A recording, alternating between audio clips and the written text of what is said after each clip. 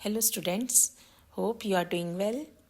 Okay, let's do the next chapter, that is chapter 18, Samarthyavan Iqbal, Capable Iqbal. Let's read this Iqbal's story. First, we will read introductory lines.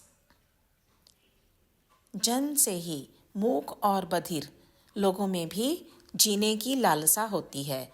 मूक और बधिर मतलब deaf and डम, जो सुन और बोल नहीं सकते। यह कहानी एक ऐसे ही मूक और बधिर इकबाल की कहानी है जिसने अपने जुनून को पहचान कर, जुनून मतलब पैशन, क्रिकेट की दुनिया में नाम कमाया। इकबाल ने प्रमाणित कर दिया कि विकलांगता मतलब डिसएबिलिटी जीवन का अभिशाप नहीं है। अभिशाप मतलब कर्स। व्यक्ति अपनी लगन और अपनी चेष्टाओं से दुखद स्थिति को भी एक सुंदर मोड़ दे सकता है। चलिए पढ़ते हैं इकबाल की कहानी।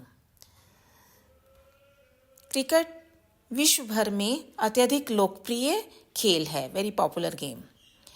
हमारे देश में तो गली गली में यह खेल खेला जाता है।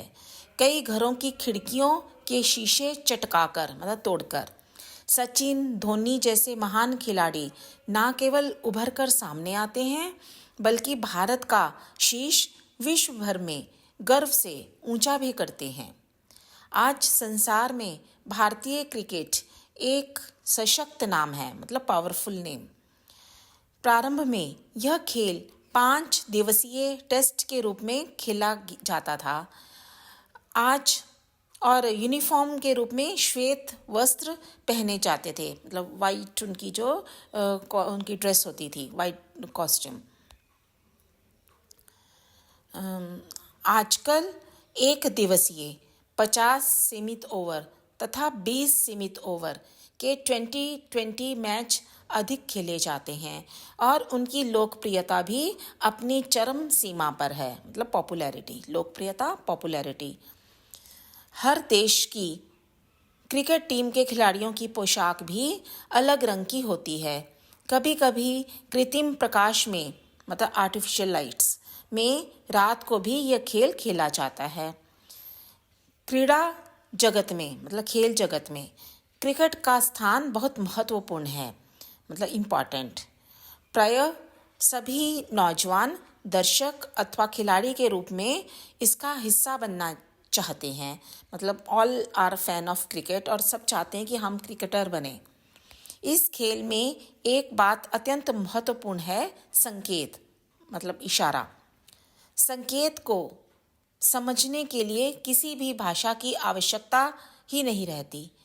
मूक बधिर भी इसे आसानी से समझकर खेल सकते हैं, मतलब इशारों से ये खेल खेली जा सकती है। इसके लिए बोलना या सुनना ज़रूरी नहीं है।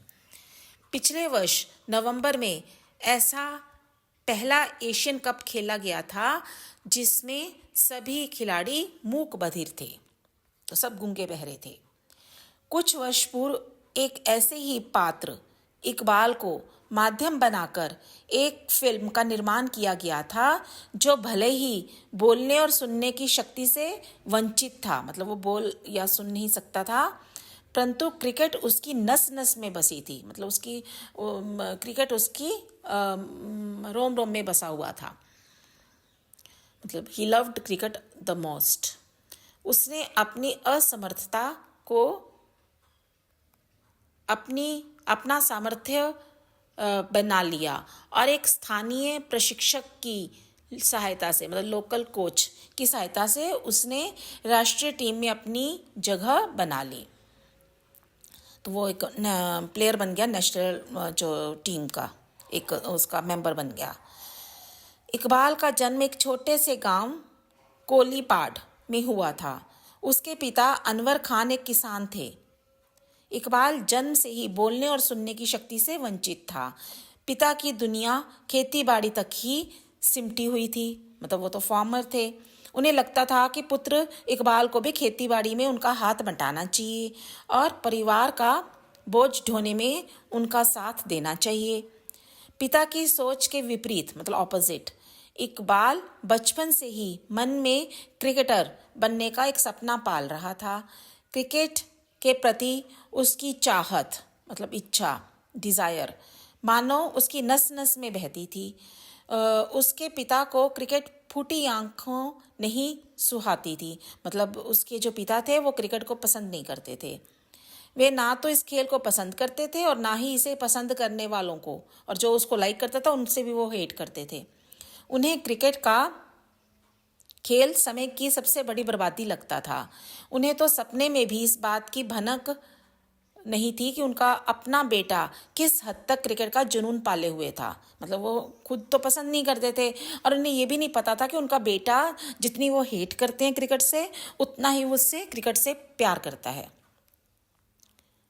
इकबाल के मार्ग में बाधाओं के कांटे बिखरे हुए थे, मतलब ऑब्स्टेकल्स बहुत थी।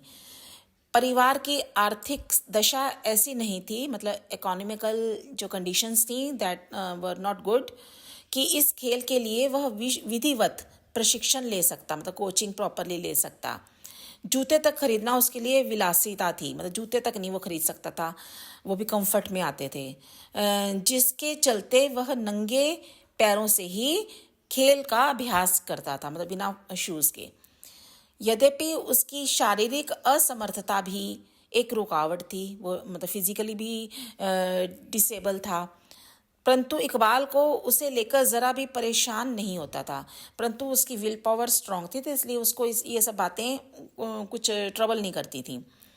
इकबाल की माँ और बहन सदा से ही उसके सपनों में रंग भरना चाहती थी, मतलब मदर एंड जो सिस्टर थी वो उसके साथ थी। बहन खादीजा तो इस संसार में इकबाल के कान और मुंह दोनों थी। मतलब बहन अपने भाई की जुबान भी थी और कान भी थी, मतलब उसके लिए सुनने और बोलने का काम भी करती थी। माँ ने किसी न किसी भांति इकबाल के लिए जूतों का इंतज़ाम किया और उसके लिए पिता की फटकार भी झेली थी। तो mother and the sister were cooperating Iqbal, तो उन्होंने कैसे भी उसके पिता की जो डांट खाकर भी उन्होंने माँ ने उसके लिए शूज़ का प्रबंध किया। खादीजा अपने भाई को खेल का अभ्यास करवाना अपना परम कर्तव्य मानती थी। तो बहन जो खादीजा थी वो अपने भाई की गेम में उसकी प्रैक्टिस करवाती थी, उसको अपना ड्यूटी समझती थी। इकबाल भैंसों को ही, भैंस मतलब बफलोस को ही अपना क्षेत्र रक्षक बनाकर, क्षेत्र रक्षक मतलब फील्डर बनाकर गेंदबाजी का अभ्यास करता था, और जब बल्लेबाजी करनी हो तो खादीजा उसे गेंदें फेंकती थी। खादीजा को लगा कि अब भाई को उच्च प्रशिक्षण की अत्यधिक आवश्यकता थी। तो कुछ समय बाद उसकी बहन को लगा कि उसके भाई को अब एक हाई मतलब लेवल की कोचिंग चाहिए, ट्रेनिंग चाहिए। किसी भांति प्रयास करके उसने इकबाल का दाखिला क्रिकेट अकादमी में करवा दिया। क्रिकेट की तकनीक को जाने बिना स्तरीय खेल खेलना संभव नहीं था। मतलब अब यदि किसी एक लेवल की गेम खेलनी है तो उसके लिए प्रॉपर कोचिंग तो ज़रूरी थी। इकबाल अभी खेल की तकनीक को समझ भी नहीं पाया था कि वह अकादमी की राजनीति का शिकार बन गया। तो इससे पहले कि वो कुछ सीख पाता, प्रॉपर ट्रेनिंग ले पाता, वहाँ पे भी पॉलिटिक्स चल रही थी एकेडमी में भी, तो उस पॉलिटिक्स का वो शिकार बन गया। अंततः उसे अकादमी से बाहर का रास्ता दिखा दिया गया, मतलब उसको निकाल दिया गया एकेडमी से। किसी प्रभावशाली व्यक्ति का बेटा वहाँ पर सबका प्रिय पात्र था। क्यों हम पॉलिटिक्स कैसे, मतलब कोई इन्फ्लुएंस्ड पर्सन था, उसका जो बेटा था वह सबका बिलव्ड था वहाँ पे, और क्योंकि इकबाल एक नॉर्मल फैमिली से था इसलिए उसको बाहर निकाल दिया गया। और उसके प्रभाव के कारण इकबाल की योग्यता और लगन अलक्षित ही रह गई। अब वो इन्फ्लुएंस्ड पर्सन का बेटा था जिसको सब प्यार करते थे, वो उसके सामने ये जो इकबाल जो कैपेबल था, जिसको स्पोर्ट्स का में बहुत अच्छा था इस क्रिकेट में, उसको बाहर निकाल दिया गया क्योंकि उसका कोई इन्फ्लुएंस नहीं था। सपनों में भी रंग भरने से पूर्व ही इकबाल एवं उसके करीबी टूटकर बिखर गए। तो वो अपने सपनों में रंग भरना चाहता था, वो एक अच्छा क्रिकेटर बनना चाहता था, पर उससे पहले ही उसको एकेडमी से निकाल दिया गया। इस तरह उसके और उसके परिवार के सपने टूट गए।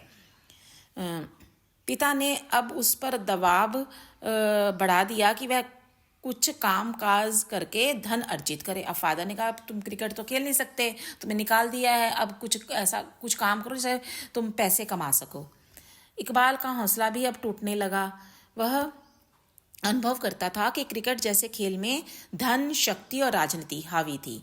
तो उसको अब ऐसा लगा कि ये जो क्रिकेट है हाई लेवल की, यदि हमने नेशनल टीम में जाना है तो वहाँ पर या तो धन चाहिए या पावर चाहिए या पॉलिटिक्स है, वहाँ पे सब चलती है। तो वहाँ पे इतनी आसानी से हम अपना एक प्लेस नहीं बना सकते।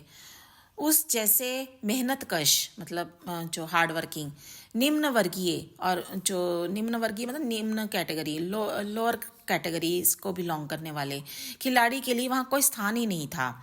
उसे हर ओर से निराशा ने घेर लिया। मतलब वो बहुत डिसअपॉइंटेड हो गया कि यदि उसे प्रशिक्षण तक के लिए मौका या स्थान नहीं मिल पाया तो भारतीय टीम में स्थान क्या मिलेगा, कि यदि वो कोचिंग ही नहीं ले पाया तो वो टीम का एक प्लेस कैसे ले पाएगा। तो ही वॉज सो डिसअपॉइंटेड। निराशा और हताशा प्राय मनुष्य को ऐसे गर्त में धकेल देते हैं जहां वह अपने स्वप्नों की चिंता स्वयं ही जलाने लगता है।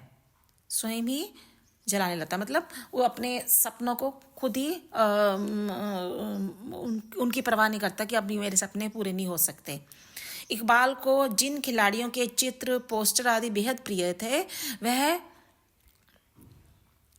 उन्हीं की होली जला रहा था। मतलब जो उसके फैन थे, जिसका वो फैन था, जो बड़े बड़े क्रिकेटर्स या प्लेयर्स, उनके अब जो पोस्टर्स उसने अपने रूम में लगाए हुए थे उन सबको वो जलाने लगा। एकाएक उसका ध्यान एक चित्र पर गया, उसके हाथ थम गए। तो वह जब सभी पिक्चर्स को आग लगा रहा था तो एक पिक्चर को देखकर उसके हाथ रुक गए, मतलब वह उसको जला नहीं पाया।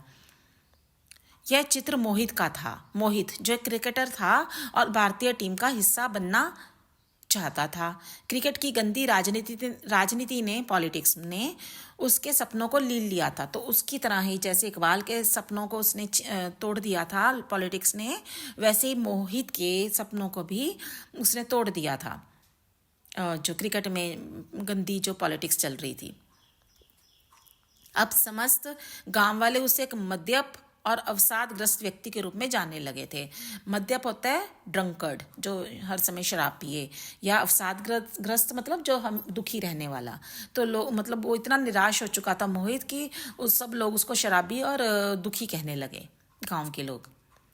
मोहित का चित्र देखते ही इकबाल को अंधेरे को चीरकर प्रकाश की एक लौ नजर आई। मतलब उसको कुछ इंस्पिरेशन उससे मिली, उसको रोशनी नजर आई, मतलब कुछ उसको कुछ कुछ रास्ता सूझा। फिर क्या था, बहन भाई ने मिलकर मोहित को इकबाल को प्रशिक्षित करने के लिए मना लिया। तो वो मोहित के पास गए कि तुम भी तुम्हारा भी दिल टूटा हुआ है, तुम भी क्रिकेट में अपना स्थान नहीं बना पाए, पर तुम एक अच्छे प्लेयर रहे हो। तो अब दोनों फिर इकबाल और उसकी बहन जो थी, दोनों मोहित के पास गए कि अब तुम इकबाल को ट्रेनिंग दो ताकि वो कुछ कर पाए क्रिकेट में। इकबाल की डूबती नाव को किनारे पर लगाने वाला मसीहा तो मिल गया, परंतु चुनौतियां अभी भी कम नहीं हुई, मतलब चैलेंजेस। मोहित को नशे का त्याग करने के लिए भी मनाना था और पिता के विरोध को झेलना भी सहज नहीं था। अब प्रॉब्लम्स क्या थी, एक तो मोहित हर समय ड्रिंक करता था, दूसरा उसके जो अपने इकबाल के पिता थे वो भी इसके फेवर में नहीं थे कि वो क्रिकेट खेले। इकबाल ने मोहित से प्रशिक्षण प्राप्त करना आरंभ किया। मोहित उसके लिए अत्यंत कठिन श्रम कर रहा था। श्रम मतलब हार्ड वर्क। आखिर हीरे से धूल हटने लगी। एक बार फिर राजनीति की काली चादर इकबाल के भविष्य को ढंकना चाहती थी, परंतु इस खेल का पुराना खिलाड़ी मोहित उसके साथ था और इस बार उसने मात नहीं खाई।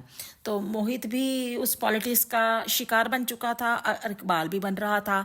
तो अब दोनों की स्ट्रेंथ के कारण पॉलिटिक्स उन पर हावी नहीं हो पाई और मोहित ने उसे इस दलदल से बाहर खींच लिया। तो मोहित ने उसकी हेल्प की और वो पॉलिटिक्स का शिकार होने से बच गया। इकबाल रणजी ट्रॉफी के लिए खेला और उसने अपनी टीम को विजय भी दिलवाई। इकबाल की कहानी में भले ही संघर्ष है, बाधाएं हैं, चुनौतियां हैं। बाधाएं मतलब ऑब्स्टेकल्स, संघर्ष मतलब स्ट्रगल्स, चुनौतियां चैलेंजेस, परंतु कहीं भी उसकी शारीरिक अक्षमता मतलब फिजिकल डिसेबिलिटी की थोथी अभिव्यक्ति नहीं है। मतलब कहीं भी वो ऐसा नहीं अपने आप को फील करता मैं डिसेबल हूँ कहीं से फिजिकली। दर्शकों की आंखें उसकी विजय पर प्रसन्नता और हर्षातिरेक से गीली होती हैं। तो जो देखने वाले हैं, दर्शक हैं, उनकी आंखें उसकी विजय पर खुशी से और जॉय से गीली होती हैं, मतलब आंसू आ जाते हैं, ना कि उसकी श्रवण वक्तृता की असमर्थता या बेचारगी पर। तो दर्शक इसलिए नहीं उनकी आंखें गीली होती या रोते कि वो बेचारा डेफ एंड डम्ब है, बल्कि इसलिए कि वो बहुत अच्छा खेलता है। खुशी में उनके आंसू आते हैं। यह कहानी हमें यही शिक्षा देती है कि आत्मविश्वास से बढ़कर कोई अन्य शक्ति महत्वपूर्ण नहीं होती, कि यदि हमारे पास सेल्फ कॉन्फिडेंस है तो वी नीड नथिंग एल्स। मंजिलें उन्हीं को मिलती हैं जिनके सपनों में जान होती है। पंखों में कुछ नहीं होता ए दोस्त, हौसलों से उड़ान होती है। So beautiful lines these are. So that's it. Next time we will do its exercises and question answers. Okay, goodbye.